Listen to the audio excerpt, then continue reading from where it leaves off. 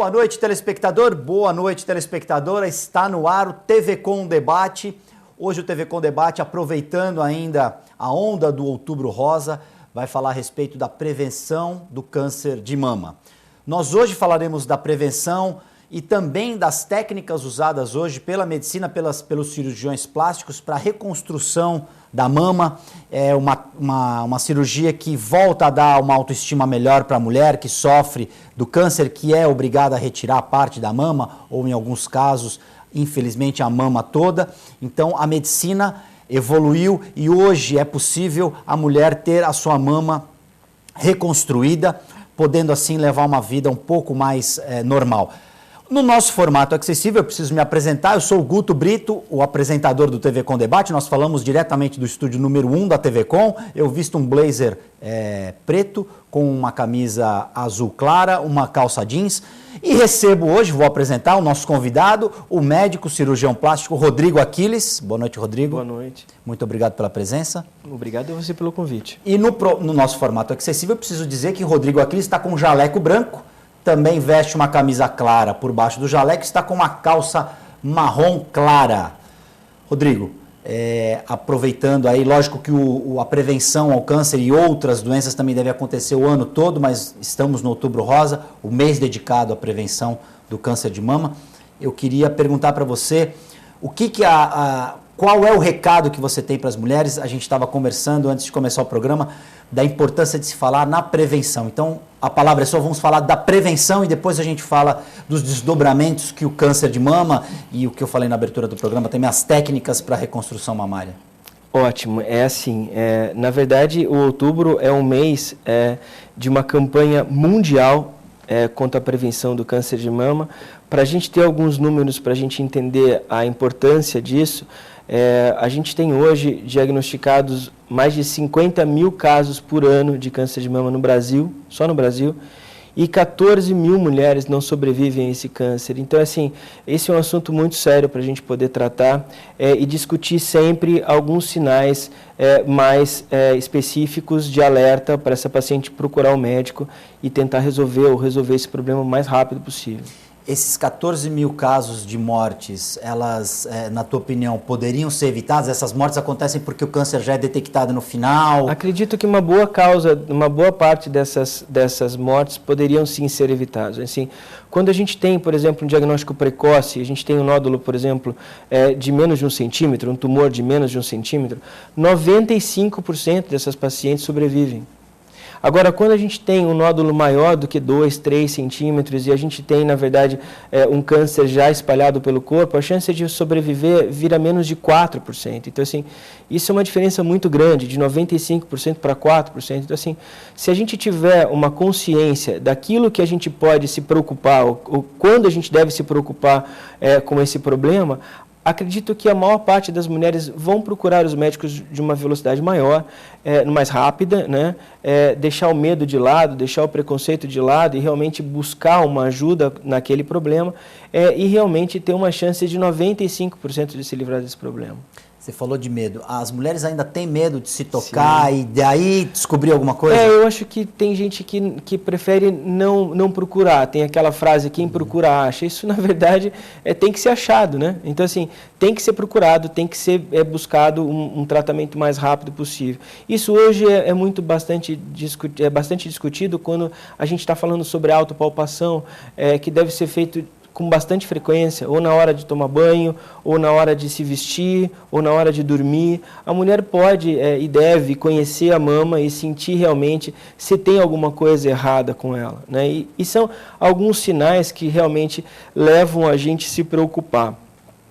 O câncer de mama ele começa com um nódulo, que é um nódulo endurecido, né? Ele é aderido, ou seja, ele está grudado no tecido ali vizinho, e ele é indolor, né? Então esse é o principal objetivo. Então ele não dói. E talvez por não doer, não existe nenhuma preocupação. E ao contrário, o câncer de mama ele não dói no começo. Então às vezes você acha que é alguma coisinha mais simples porque não está doendo. E isso é um erro importante. porque realmente o que não dói é que preocupa a gente, né? Uma paciente que chega com nódulo com dor já nos preocupa muito menos do que o nódulo indolor. Outras coisas importantes é o aparecimento de alguns gânglios na axila ou no pescoço, né? A saída espontânea de líquido pelo mamilo, alteração da pele da mama, às vezes a mama acaba parecendo uma pele de laranja, assim, isso é um sinal importante de câncer de mama. A textura dela muda? A textura da pele muda, ela pode ficar um pouco mais avermelhada, com uma consistência realmente que parece uma casquinha de mama, casquinha de laranja, e a alteração do bico do peito. Alguns tipos de câncer são cânceres ductais, então o primeiro sintoma que ele dá parece que tem uma alergia no bico do peito. Isso é um sinal que pode existir um câncer. Então, qualquer um desses sinais, os mastologistas precisam ser procurados nessa mesma semana, ou no máximo em 10 dias. Diagnosticando esse tumor com menos de 1 centímetro, a chance de cura é gigantesca, é muito grande. Hoje os tratamentos em relação não só à cirurgia, mas tratamentos de quimioterapia de mama está muito avançado, e isso significa que a gente tem ótimas perspectivas para frente. Quando que a mulher deve começar a se preocupar em verificar se há alguma coisa errada com os seios? A mulher precisa se conhecer a partir do momento que a mama começa a se formar, né? Então, assim, isso tem que ser passado dos pais para as filhas, né? Principalmente da mãe para a filha, de poder se conhecer e aprender a se palpar, aprender a entender o que está acontecendo na mama. Mas o câncer hoje tem vindo de uma velocidade mais rápida, assim, começa com pacientes com 22, 23 anos, a gente já vê casos de câncer de mama. A gente percebe isso dentro da clínica de cirurgia plástica quando a gente pede os exames para fazer uma prótese de mama, por exemplo. A gente vai lá, faz um ultrassom e vem lá alguma coisa suspeita. A gente pede uma avaliação do mastologista e ele te liga e fala, olha, a cirurgia está suspensa porque existe um caso suspeito de câncer, nós vamos tratar e depois a gente vai te devolver a paciente. Eu falei, tudo bem. Então, assim, isso faz com que a gente tenha um contato mais íntimo com esse problema. E é engraçado porque as mulheres costumam fazer regularmente os exames. A mulher, em relação ao homem, ela procura mais os médicos. Nesse caso, uma mulher que vai fazer uma cirurgia plástica, ela, a princípio, relata que não há problema nenhum nas mamas, né? Mas como toda cirurgia, precisa ser investigado aquele órgão que vai ser operado para saber se está tudo bem. Então, a ultrassom e a mamografia são exames de rotina que se pede para quando você vai fazer uma cirurgia, mesmo que seja estética, né? Mas como você falou, hoje a mulher realmente se preocupa com isso, principalmente as mulheres mais antenadas, né? As mulheres que vivem na cidade. Esses problemas mais graves acontecem realmente no interior do Brasil, no interior dos estados, onde realmente essa informação que nós estamos passando agora, às vezes não chega, ou chega de uma forma bem pequena. Então, eu acredito que cada vez que a gente pode melhorar essa campanha, a gente tem que fazer isso. Você falou da forma como a mulher deve apalpar. Você pode passar para o nosso telespectador, principalmente para as telespectadoras, sim, como seria... Na verdade, se você estiver no banho com sabonete que desliza realmente, você pode passar a mão e você vai sentir alguma coisa diferente. Mas você pode, na verdade, massagear a mama como se você estivesse tocando um piano e você vai sentir alguma coisa entre os dedos. Isso não é difícil. Se a mulher colocar o braço para cima, da onde estiver examinando, ela consegue palpar de uma forma mais fácil a mama, desde o polo superior, polo inferior, e vai dar realmente para diagnosticar isso quando ela comprime a pele sobre o osso, sobre a caixa torácica. Isso a maioria das mulheres hoje, 80% das mulheres que chegam no consultório de ginecologistas com câncer de mama, vêm porque elas perceberam o nódulo. Então, hoje, principalmente nesses grandes centros, essa informação tem sido passada com bastante coerência. E aí, a hora que ela chega no médico, o resultado vem, como é que é essa conversa com a então, essa parte é a parte do mastologista. Mas você recebe o exame, você recebe o resultado. Sim, eu recebo a informação depois do mastologista, da paciente, quando ela volta no consultório. Mas, assim, eu posso te dizer que não é uma situação nada agradável, porque quando se usa a palavra câncer, se tem um choque e tal. Hoje, como a gente estava discutindo, cada vez mais a parte de quimioterapia, de cirurgia, de diagnóstico tem melhorado. e isso dá para a gente uma perspectiva excelente no tratamento de quase todos os tipos de câncer, é o que deixa a gente bastante tranquilo. O que a gente precisa realmente é fazer com que as pacientes façam a parte delas, né? Porque por mais que você peça para a paciente, porque segundo a Organização Mundial de Saúde, a mulher ela tem que se palpar mensalmente, ir no ginecologista uma vez por ano, né? E fazer a mamografia de rastreamento entre os 50 e 69 anos a cada 2 anos. Isso é uma orientação da Organização Mundial de Saúde, mesmo se a paciente não tiver nenhuma queixa, ela tem que fazer uma mamografia de rastreamento. Agora, se por acaso aparecer um desses problemas que nós falamos, é claro que o médico vai pedir esses exames e vai chegar no diagnóstico. Essa recomendação é o básico que a Sim. Organização Mundial de Saúde preconiza. É o mínimo, né? O mínimo. A gente tem verificado, por meio de reportagens e estudos que são publicados, que o câncer ele está atingindo mulheres com uma faixa etária menor. Isso sempre aconteceu e os estudos estão mais avançados, as pesquisas, as estatísticas, ou é um fenômeno ou alguma situação anormal? Então, parece que foi uma situação comportamental, né? As meninas começaram a tomar anticoncepcional mais cedo, elas começam a ter uma vida relacionada tem um contato com o álcool, com o fumo, tem um aumento de peso, então deixam de fazer atividade física. Então, tudo isso favorece o aparecimento do câncer de mama. Então, acredito que a coisa que trouxe o câncer para uma faixa etária mais baixa foi realmente uma atitude comportamental, né, das mulheres de hoje. Então, fatores externos estão influenciando essa incidência maior na... A genética, que é a principal causa, né, e associada com outras coisas, como o aumento de peso, o sedentarismo, o excesso de bebida, de álcool, né, de fumo. Uma das coisas que protege a mulher bastante contra o câncer de mama é a amamentação, que é uma coisa super importante. Por quê?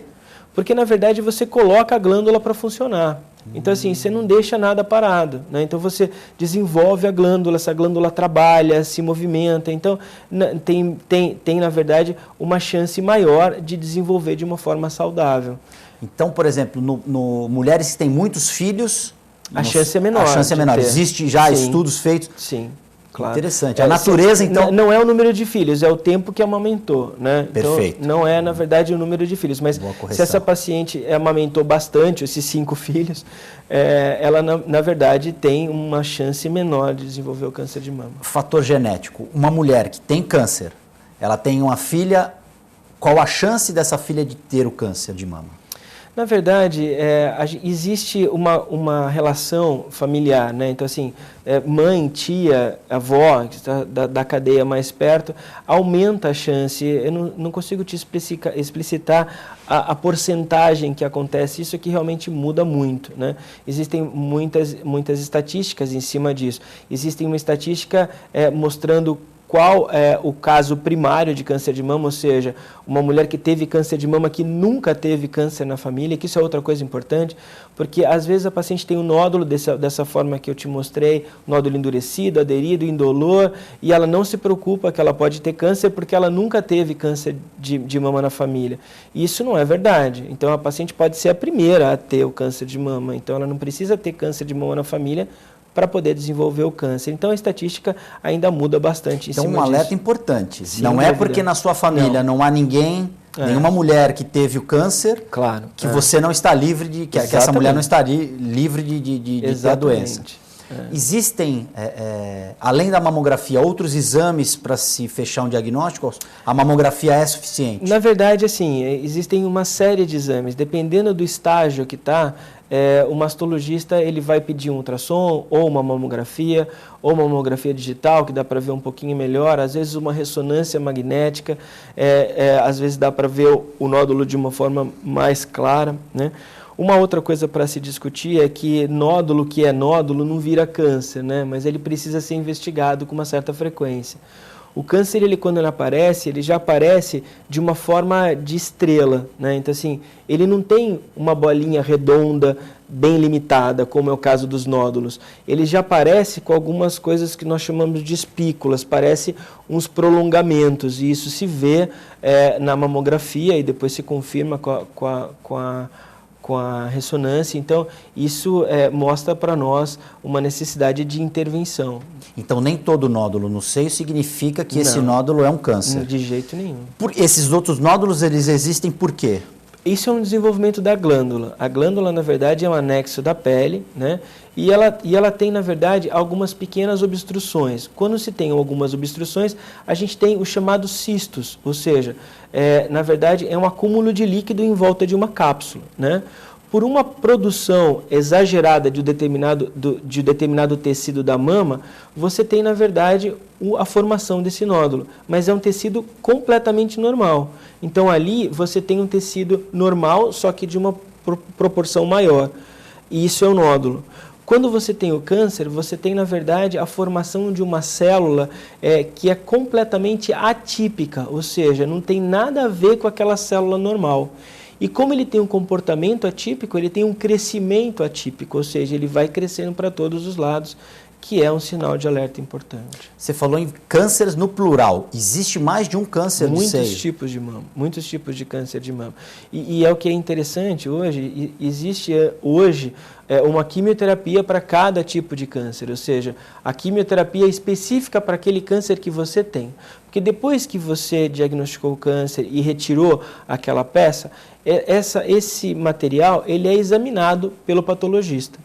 E o patologista vai classificar esse tipo de célula, esse tipo de câncer, e vai mostrar para o mastologista ou para o oncologista daí, que tipo de câncer que essa paciente tem. E baseado nesse tipo de câncer, existe um tratamento de quimioterapia específico para ele. Então, cada câncer tem o seu remédio específico adequado. Você conseguiria mensurar quantos são? São não, muitos? Muitos. E, na verdade, isso tem acontecido muitas mudanças, né? Tem muita coisa que está acontecendo novo agora. Muito curioso. A gente que é leigo, e quando a gente ouve falar em câncer de mama, acha que é um só. Não, são vários tipos. São vários tipos de célula que podem se desenvolver câncer. Então, é uma coisa um pouquinho complexo. Claro, mas assim, a gente acaba falando de uma forma geral, porque na verdade os cuidados em relação ao diagnóstico e ao tratamento são parecidos, mas a forma com que vai se fazer a cirurgia, a quantidade de tecido que vai ser retirado em cima de cada câncer, o tipo de quimioterapia, se essa paciente precisa ou não fazer radioterapia, aí depende do tipo de câncer.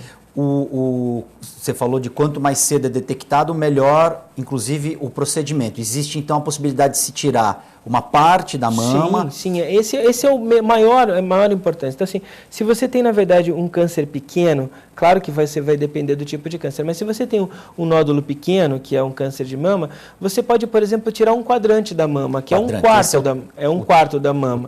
E aí você tem, na verdade, uma mama que, às vezes, nem precisa ser reconstruída.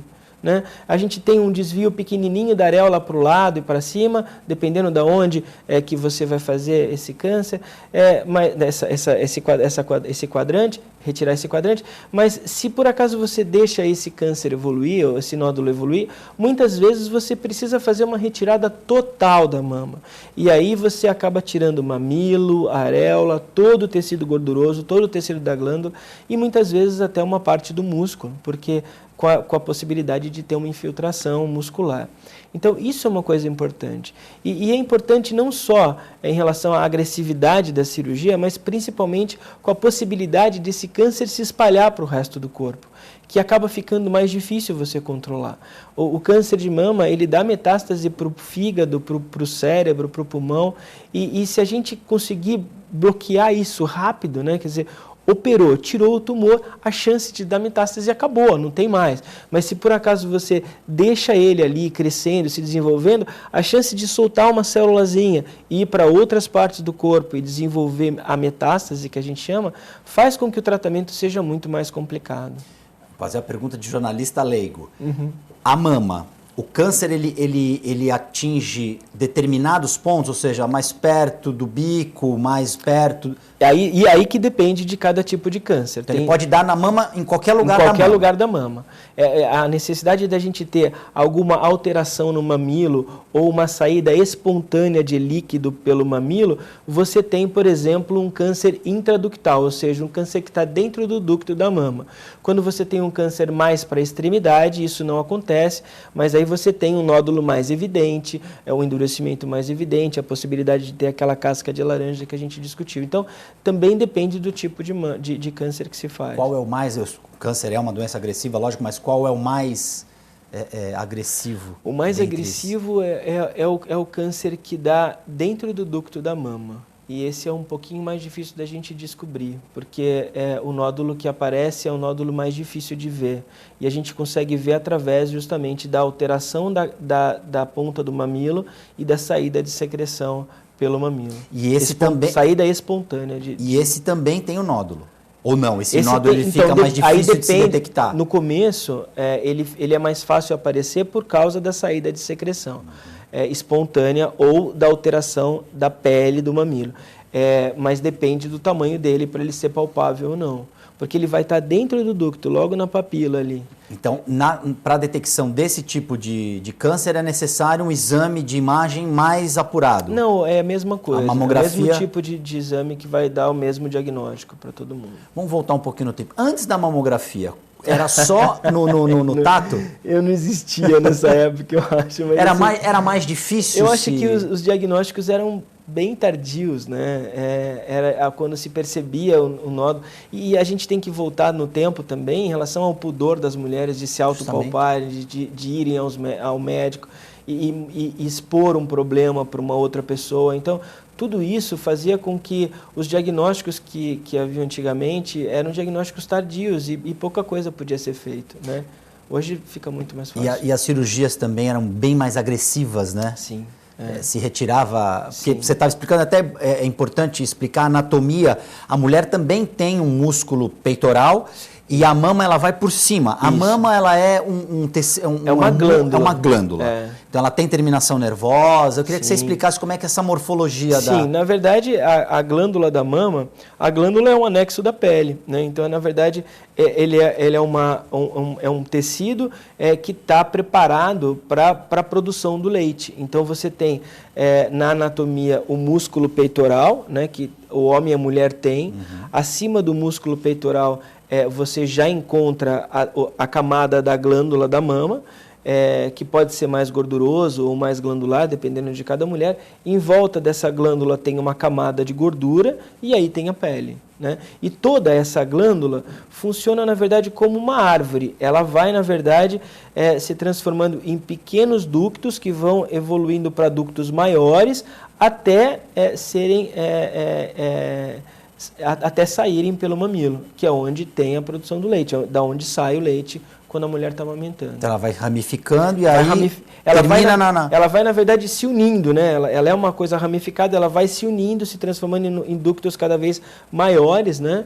Em afluentes de ductos até sair pelo mamilo.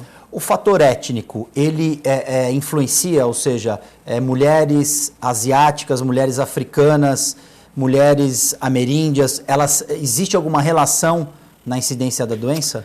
Na verdade, essa estatística pode estar relacionada ao lugar onde elas vivem e ao grau de informação. Então, essa estatística é uma coisa que pode ser uma coisa duvidosa, porque, na verdade, se a gente entender que as partes que têm menos acesso à informação vai acabar apresentando um câncer mais grave ou tendo algum problema mais grave por causa disso, a gente pode associar isso de uma forma errada nessa parte étnica, mas eu não acredito, como é o caso de outros tipos de câncer, que a mama deveria ser tratado de uma forma igual para todas as etnias. Porque existem alguns tipos de câncer que eles atingem mais determinada população, como é o câncer de estômago em asiáticos e assim por diante. Exatamente, o câncer de próstata no negro. Então, isso tudo são tendências, né? Mas eu acredito que a maioria dessas estatísticas está relacionado realmente com essa parte de informação. Talvez se todo mundo tivesse a mesma informação e tivesse o mesmo cuidado, talvez a estatística mudaria um pouco. fazer uma pergunta agora, antes da gente entrar no nosso break. Você acha que esse tipo de educação sexual, esse tipo de orientação, melhor dizendo, deveria ser preconizado nas escolas? Sem dúvida. Né? Justamente naquela fase que as meninas estão passando por uma transformação, a escola também ajudar? Sem dúvida. Eu acho que nas escolas que realmente se preocupam com isso, eles estão se preocupando hoje bastante com alimentação, com saúde, né? Com prevenção de doenças sexualmente transmissíveis, como AIDS e DSTs, e a prevenção de câncer de mama. Hoje, é claro, se eu estou escovando o dente, deixo a pia aberto mais do que um pouquinho, meu filho passa e fala, pai, vai acabar a água do mundo. Né? Então, assim, as crianças são as maiores... São coisas que eu aprendi na escola, né? E a ideia de chegar em casa de uma hora para outra e falar assim, o pai, tem salada, tem uma fruta, você sabe que isso está vindo da escola também, né? Então, isso hoje, em algumas escolas, alguns ginecologistas, mastologistas estão sendo convidados para abordar esse tema em palestras, mas acredito que a própria matéria, né, que eles estão tendo hoje, a própria matéria curricular cita isso. Talvez não com o mesmo ênfase que a gente precisa dar, mas as crianças têm. Eu tenho crianças em casa de quase todas as faixas etárias e eu vejo que eles realmente estão aprendendo coisas diferentes, mas sempre abordando esse assunto. Porque nada como o convívio escolar, na aula de ciências, digamos assim, para as crianças irem conhecendo a anatomia humana um pouco mais... A fundo, principalmente nessas questões de prevenção. Porque hoje, se a gente pensa que a gente tem, por exemplo, como uma matéria de filosofia, né, que eu acredito uma matéria extremamente importante para ajudar a gente a pensar, a raciocinar e tal, que é uma coisa importante, quando a gente está dizendo saúde nossa, né, eu acho que é tão importante quanto história, geografia, sim, filosofia. Claro. Então, eu acredito que nessa parte que está envolvendo a ciência, os alunos precisam realmente focar mais, porque são problemas que podem acontecer com eles, né? Isso é uma coisa importante. Nós vamos fazer um rápido intervalo, TV com Debate volta em instantes.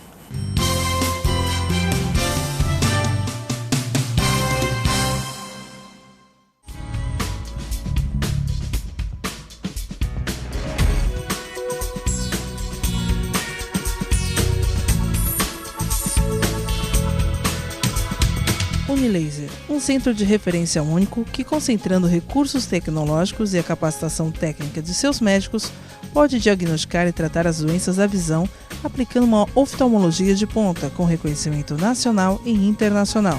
Unilaser, unidade oftalmológica de laser. Eu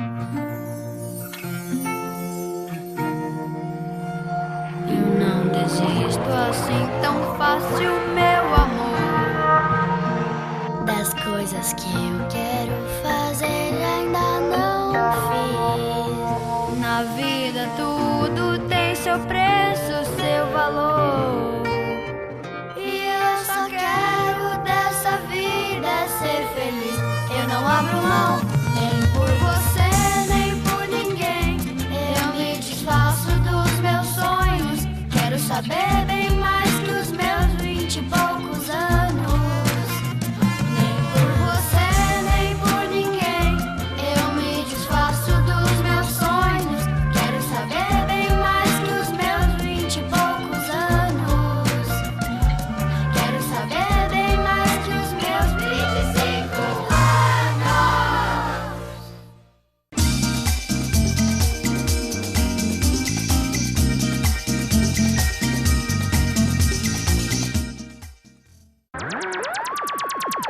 Diariamente, na nossa programação, você confere o TV com Clipes. Dos grandes clássicos aos atuais. Então, fique ligado no TV com Clipes.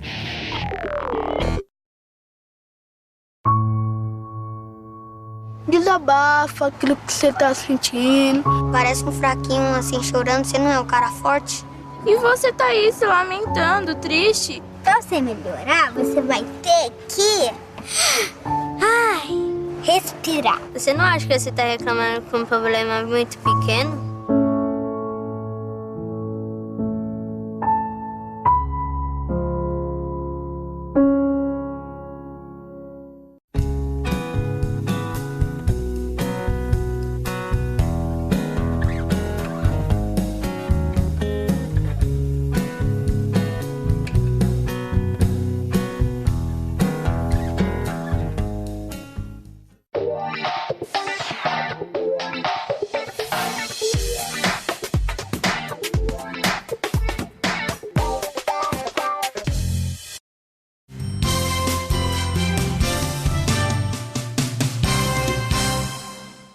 TV com Debate já está de volta. Hoje nós falamos especificamente a respeito da prevenção, da importância da prevenção do câncer de mama.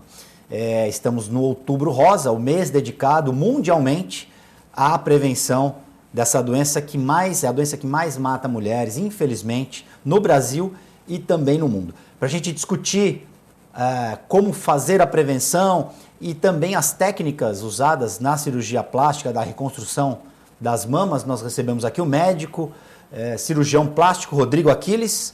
Rodrigo, eu queria falar com você a respeito da situação da história da atriz Angelina Jolie, que teve a mãe que morreu de câncer e que também tomou uma atitude, alguns dizem extrema, radical, né? Ela tirou as 2 mamas, tirou também o útero. Uhum. Eu queria que você comentasse essa situação e se é uma coisa atípica, o que você achou ela foi corajosa?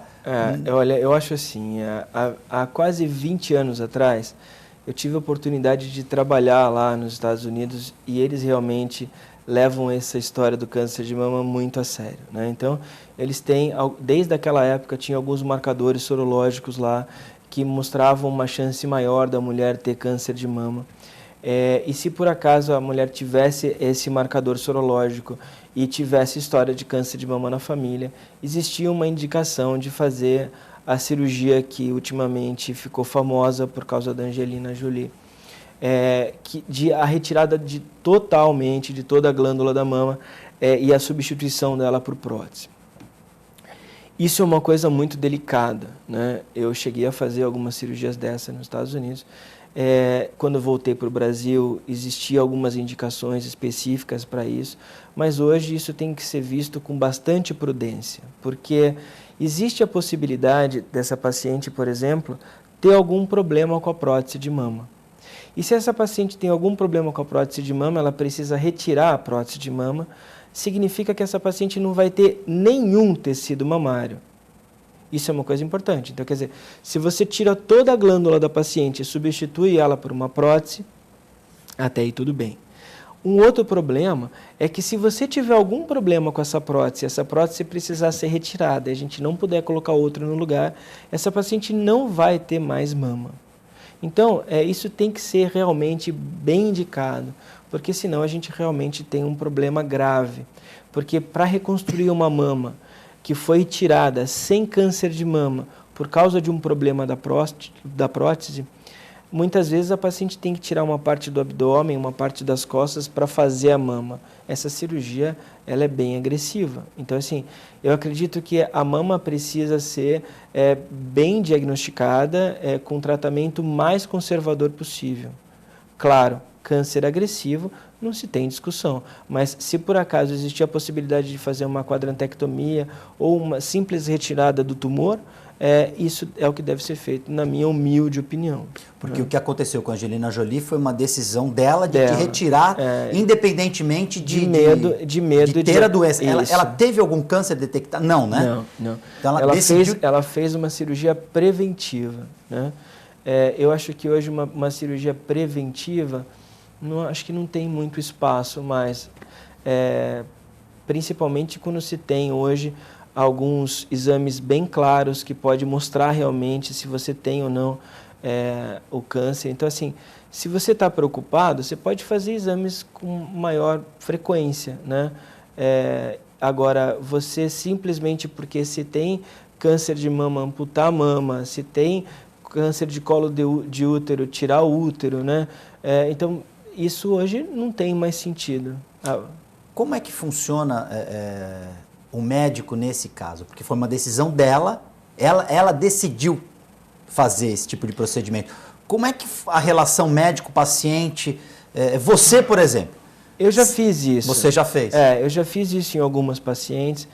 Isso, na verdade, tem que ser diagnosticado, tem que ser discutido junto com a paciente, né? Então, assim, muitas vezes a paciente tem realmente um pavor, porque conhece uma amiga que sofreu bastante por causa desse problema e realmente tem uma chance maior com um marcador sorológico para câncer de mama positivo ou história de câncer de mama na família, resolve fazer isso e você precisa explicar para a paciente sobre esse risco de pode existir a possibilidade dessa paciente ficar sem mama se a prótese não estiver bem adaptada ali.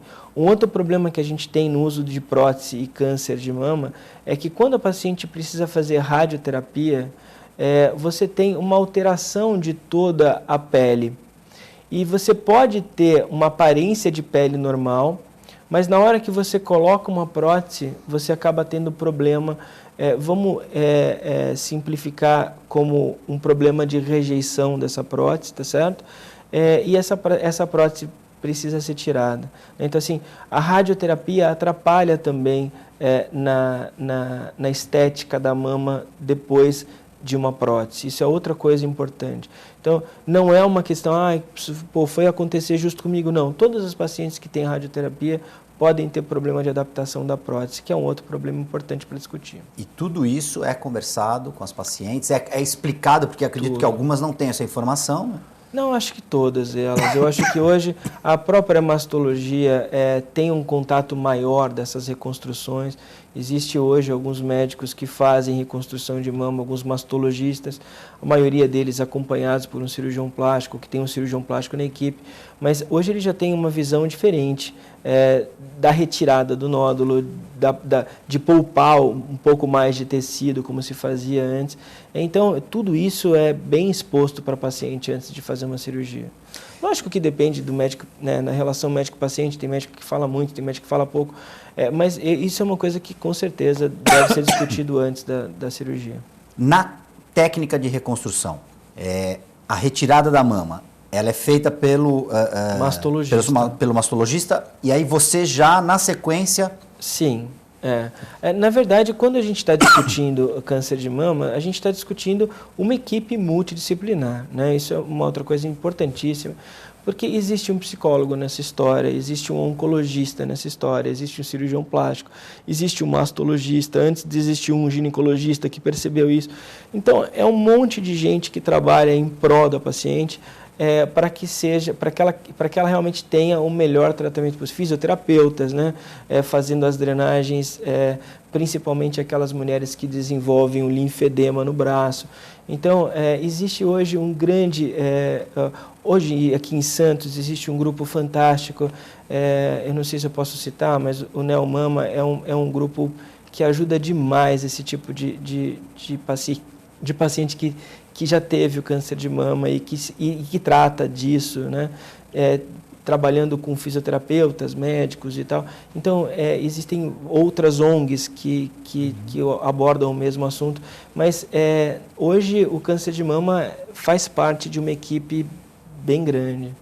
No caso da reconstrução, a paciente, ela conversa com você porque tem que se fazer no caso de uma reconstrução, tem que se fazer uma proporcionalidade com o outro seio, a peça de prótese ela fica idêntica ao seio. Uma mama já é naturalmente diferente da outra, né? Então, assim, quando a gente usa igual, idêntica, essa palavra não cabe na mama. Nem importante você explicar, eu fiz de propósito para você explicar isso aí. Nem numa cirurgia estética, né? Às vezes você vai pegar uma paciente jovem, simplesmente vai colocar o mesmo tamanho de prótese de mama e as mamas já ficam um pouco diferentes. Isso é natural, é harmônico, é bonito, não tem nenhuma necessidade da mama ser exatamente igual a outra, porque na verdade tudo é diferente.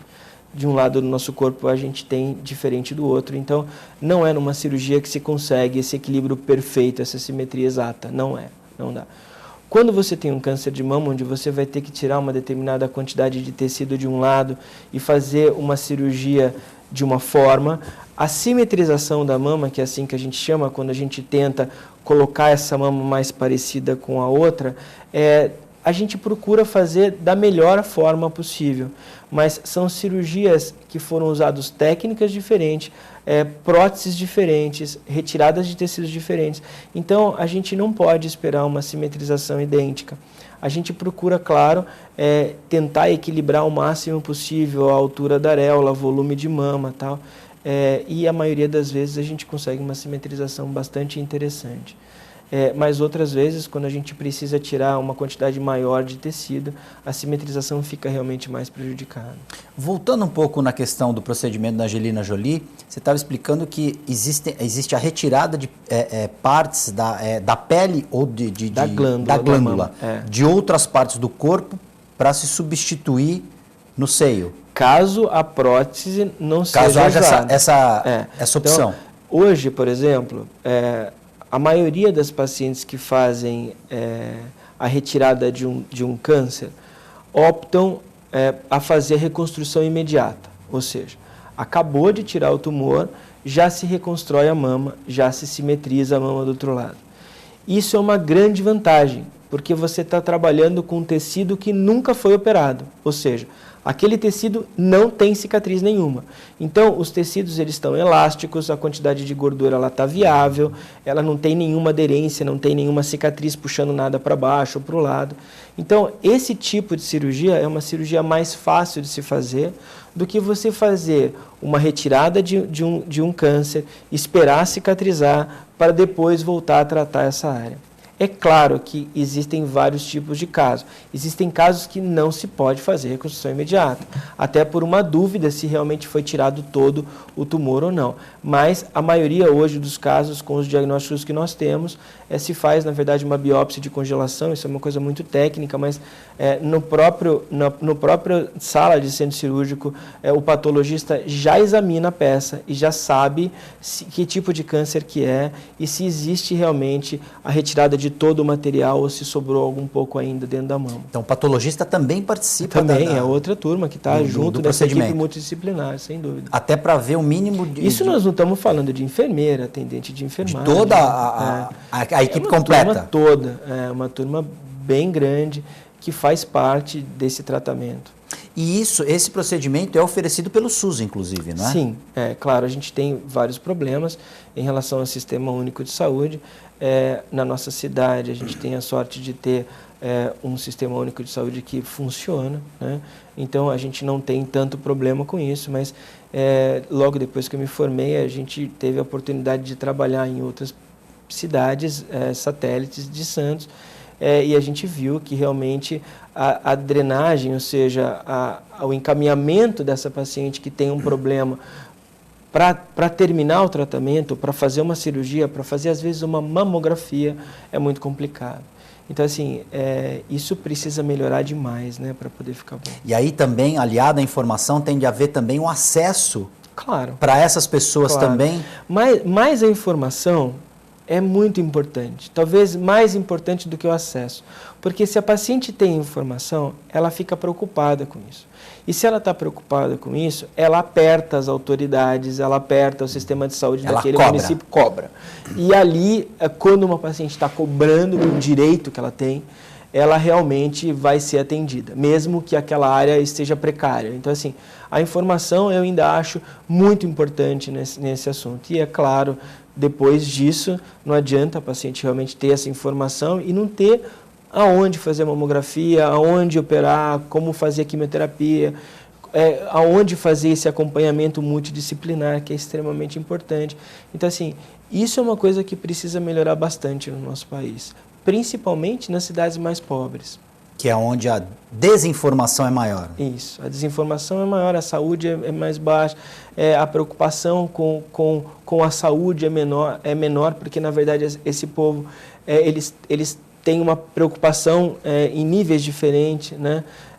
Eles estão preocupados em se alimentar, na segurança e tal, então eles se preocupam menos com eles, mas nessas pessoas, infelizmente, que a gente acaba tendo os casos mais graves. Vamos dar uma viajada aqui, como a gente costuma falar. Você acha que a internet, até citando essa falta de informação, hoje a internet ela está disseminada aí em todos os rincões do país, do mundo. Fantástico.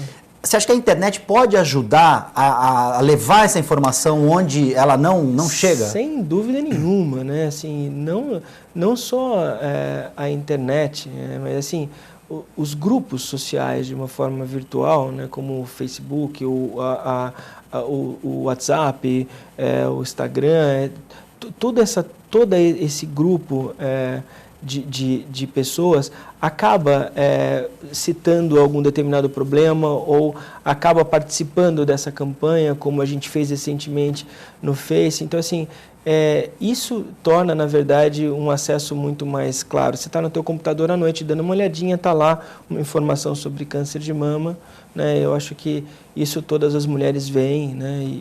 E acaba se preocupando um pouco mais. Mas, de novo, falando, é mais ou menos chover no molhado, porque as pessoas que estão ligadas ao Facebook, elas estão ligadas à vida, elas estão ligadas a outros tipos de informação, como o seu programa, como jornais, outras revistas e tal, tem uma preocupação maior com isso, né? A importância da ajuda da família numa situação pós-cirurgia. O apoio. Vamos pensar antes, né? Assim, pós o diagnóstico, que eu acho que perfeito. Essa é a pós-diagnóstico. Essa é a parte mais tranquila, porque teoricamente, depois da cirurgia, as coisas estão mais ou menos resolvidas. Depende de cada caso, mas quando você fez cirurgia, você tirou lá o problema. A hora que você tem um diagnóstico de câncer, o mundo cai em cima da cabeça, né? E a estrutura precisa realmente ser muito forte, porque senão afunda. Uma outra coisa interessantíssima da gente discutir, e isso a gente tem vivenciado inclusive com algumas amigas e parentes e pacientes, em relação à forma com que a gente pode lidar com o câncer de mama, né? Eu acredito bastante nesse lance de energia, sabe? Se você tem um pensamento positivo, e se você tem uma força boa, se você tem um motivo para brigar contra, tudo isso é muito mais fácil, né? Agora, se você imaginar que aquilo acabou com a tua vida e você vai morrer e tal, na verdade, você acaba absorvendo uma energia negativa e isso acaba girando um ciclo ruim, né, o que prejudica muito o tratamento e o prognóstico de cada paciente. Então, a gente precisa acreditar nos médicos, a gente precisa acreditar nos aparelhos que a gente tem, na nossa tecnologia, precisa acreditar em Deus. Eu acho que tudo isso é uma coisa muito importante, e fazer com que a vida ande para frente, né? Tudo que a gente pode fazer para poder melhorar a nossa saúde, nós vamos fazer. E lembrar sempre que a gente tem amigo, que a gente tem pai, mãe, irmão e tal, e isso tudo tem que estar fazendo parte dessa base de apoio para que essa paciente não se afunde, né, nessa preocupação, porque é muito fácil, né?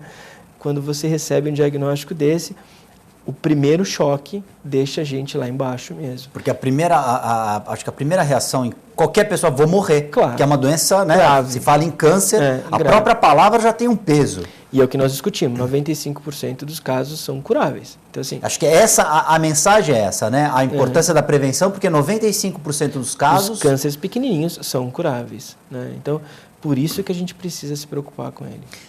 Pós-cirurgia, agora, continuando no pós-cirurgia, quem colocou a prótese precisa ter um acompanhamento diferenciado de uma paciente que fez uma cirurgia plástica normal de colocação de prótese de mama? Sim.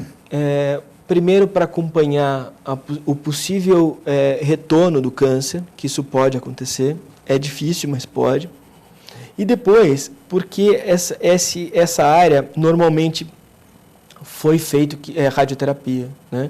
Então, a forma com que essa prótese vai se comportar nessa paciente pode ser diferente de uma prótese comum, de uma prótese estética, né? De um implante estético. Mas, de qualquer jeito, esse material que é colocado, quando a gente está falando de implante mamário de silicone, o silicone ele tem uma vida útil em torno de 10, 15 anos. Então, depois desse tempo, a gente precisa realmente se preocupar com a cápsula dessa prótese para ver se essa cápsula está íntegra, se não tem, se ocorreu algum dos problemas que pode acontecer com a prótese de silicone, que é uma contração da cicatriz da mama, fazendo com uma compressão da prótese. Isso é uma coisa que pode acontecer com qualquer paciente que põe prótese. E no caso da paciente que fez a radioterapia, essa possibilidade é maior, né? Então, assim, existe um cuidado mais específico com a prótese em pacientes de reconstrução de mama. Sim. Mas tem que ter a manutenção como... Sempre. Mesmo a paciente que não fez câncer de mama e usou a prótese, ela precisa ser seguida, né? A gente tem um corpo estranho lá dentro, a gente precisa saber como esse corpo estranho está se comportando, mesmo porque a gente sabe que o silicone não é eterno. Não existe nenhuma prótese de mama que dura para sempre, porque ela é feita de silicone, o silicone tem uma parte orgânica, e a parte orgânica do silicone é absorvida, e o próprio material de silicone sofre o intemperismo, que é a mudança do estado físico do material, o que necessita a troca desse implante de tempos em tempos. Ou seja, tenha feito uma cirurgia estética ou uma reconstrução, ela tem que ter o acompanhamento, essa manutenção, dúvida, digamos assim. Sempre. Não dá para fugir disso. Sempre, não. Rodrigo Aquiles, a gente já falou de algum outro detalhe técnico em relação à reconstrução, técnica de reconstrução que você gostaria de discutir? Não, eu acredito que essa parte de reconstrução, hoje ela está bem clara, né? Acredito que a maior parte dos cirurgiões plásticos hoje que faz a reconstrução está atrelada a um grupo de mama, e quando a gente fala um grupo de mama, a gente está falando um grupo multidisciplinar de mama, onde tem vários profissionais, e quando cada profissional faz o que sabe, né? Fica muito tranquilo o tratamento, né? Porque a gente tem um conhecimento técnico em determinada coisa, como por exemplo a cirurgia plástica. Eu acho que dificilmente o cirurgião plástico vai querer tratar um câncer, a gente não tem conhecimento técnico para isso.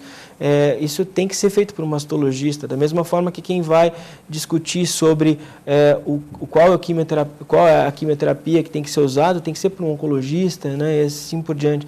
A gente não tem que indicar nenhuma drenagem, que tem que indicar a drenagem é a fisioterapeuta que está tratando do paciente, desde que realmente ela entenda sobre esse problema. E se cada um fizer realmente a sua parte, a chance da gente ter de sucesso é muito grande. O pós-operatório é o mesmo da paciente que fez o procedimento estético?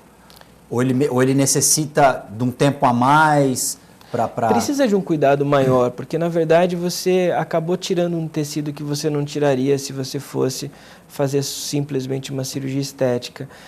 Mas no final das contas, você acaba se preocupando mais com a paciente que faz uma reconstrução de mama por causa da possibilidade do reaparecimento do câncer, por causa da radioterapia que se faz depois, e por causa da quimioterapia que atrapalha a velocidade da cicatrização. Então, realmente, esses pacientes precisam de um cuidado especial.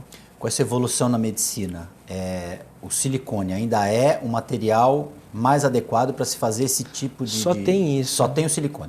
Não existe ou, na verdade, como a gente discutiu, alguns retalhos do próprio corpo, como o retalho de uma parte das costas, um retalho do abdômen. Eu acredito que isso é uma cirurgia mais agressiva e sempre quando a gente pode escapar dela é melhor. Então, o uso das próteses são coisas assim que realmente diminuiu a agressividade, né, das próteses. Muitas vezes a gente precisa usar um expansor de pele, que na verdade é uma prótese de silicone murcha que a gente vai enchendo de soro fisiológico para esticar o tecido, para depois colocar uma prótese. Então, assim, existem várias fases, isso depende de cada tipo de mama, cada tipo de cirurgia, cada tipo de paciente. Por isso que a gente precisa dessa turma toda para tratar. A idade também influencia nessa questão? Sim, porque depende da idade, o tipo de pele é diferente. A elasticidade de pele é diferente, a cicatrização é diferente, tudo isso. Cada caso, então, é um caso. Não existe, você não tem uma forma ali para... tem uma receita de bolo. Para colocar ali e fazer a coisa andar. É tudo muito diferente, né? É difícil a gente ter um caso igual ao outro. Em tudo, até na estética. O corpo humano. O corpo humano, você explicou, uma não é igual à outra, então cada uma tem a sua particularidade. Exatamente. A alegria da mulher, depois de se ver numa situação traumática e depois estar com a mama reconstruída. A maioria das vezes, a satisfação da paciente de ter a mama dela de volta é quase a mesma de ter se livrado do câncer, sabe? Porque... As duas coisas andam juntas, né? Sim, mas assim, a gente sente, lógico que essa é a minha praia, que é a cirurgia plástica, mas assim, a gente sente, claro que a paciente que se livra do câncer, ela é muito grata ao mastologista porque salvou a vida. Mas muitas vezes a volta da identidade, da autoestima, né, da mulher se sentir mulher, é uma coisa tão importante quanto se livrar de uma doença ruim. Então, a satisfação de se poder fazer a reconstrução imediata depois da retirada do tumor é uma coisa muito gratificante. E eu acho que não existe uma coisa melhor para a mulher, dentre a melhor que a recuperação, que se livrar da doença, é poder colocar um biquíni, poder ir à praia, poder mostrar o corpo sem ter nenhum tipo de, né? Vou colocar uma camisa, uma saída de banho, porque eu vou me sentir mal ali em determinada situação. Às vezes não é nem uma roupa de banho, às vezes é uma roupa normal mesmo, porque muitas vezes a gente tem a visualização de algumas pacientes que, quando fazem uma mastectomia, não tem volume, né? Então, assim, precisa de um sutiã especial, precisa de uma roupa especial, não pode usar um decote. Então, assim, se a gente conseguir fazer essa reconstrução imediata, a gente já devolve o volume, que na verdade é muito mais importante do que uma exposição de pele, mas a gente tem, na verdade, uma exposição de forma. Isso até por dentro da roupa dá para a gente perceber. Então, devolver o volume para a paciente, independente da simetrização, independente da cicatriz, independente de qualquer coisa, já é uma coisa muito importante. Rodrigo Aquiles, infelizmente nós estamos chegando ao final do programa. Temos ainda um minuto. Fala mais um pouquinho, fala nesse minuto final da importância da prevenção. Então, eu acredito que todas as pessoas que têm a capacidade de participar dessa campanha precisa participar. Cada vez mais a gente está conseguindo levar informação para gente que não tem.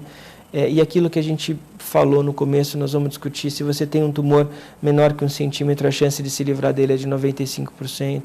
Quando ele cresce, se espalha pelo corpo, a chance de se livrar dele é menos de 4%. Então, por isso a gente precisa perder o medo e se preocupar realmente com a prevenção do câncer. Rodrigo Aquiles, muito obrigado pela presença, pelas explicações e pelas orientações. Mulher, não tenha medo de ter medo. Faça o autoexame, procure orientação médica, porque é prevenindo que nós temos mais qualidade de vida e mais saúde. TV Com Debate fica por aqui, nós voltamos na próxima edição.